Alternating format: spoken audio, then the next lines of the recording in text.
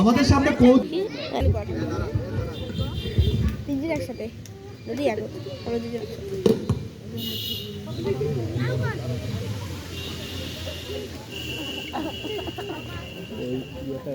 শালা পানও খাওয়া লাগে রে বাবা পান না খেলে হয় না অভিনয় বলে তো ভয় লাগবে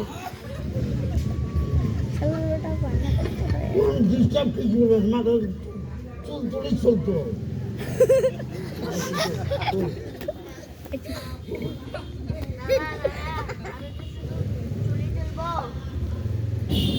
কি করবে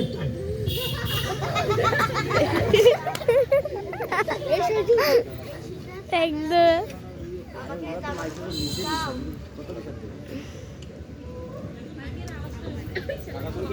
খালি কই জামা কাপড়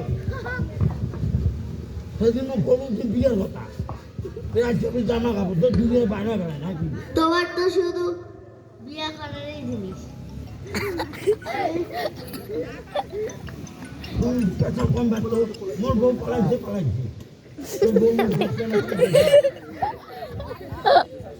তাহলে কি আগের কথাই বলবা কি বলবো ভাই এই ঠান্ডার দিন ভরে থাকতো তার পেছনে তোর ব্যবস্থা আমি করি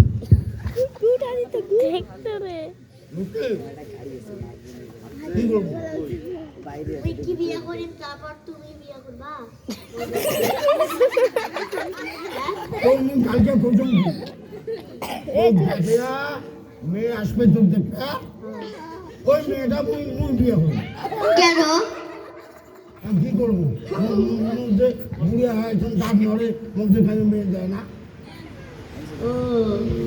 তাহলে তুমি একটা ছেলে মানুষকে বিয়ে করবে তুমি পোলা মানুষকে বিয়ে করো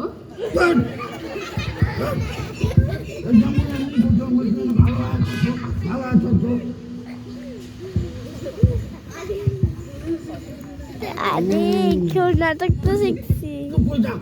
মাথা চুপ পেরেছি চুপ ধর দাও না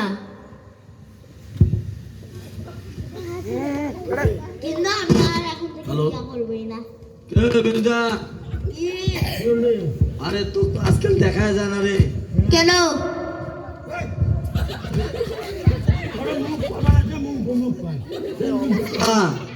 তুই যেবারে আসং সেবারে তো দেখো তোর নাতি নিয়ে তুই ব্যস্ত থাকিস ঘটনাটা কি রে হ্যাঁ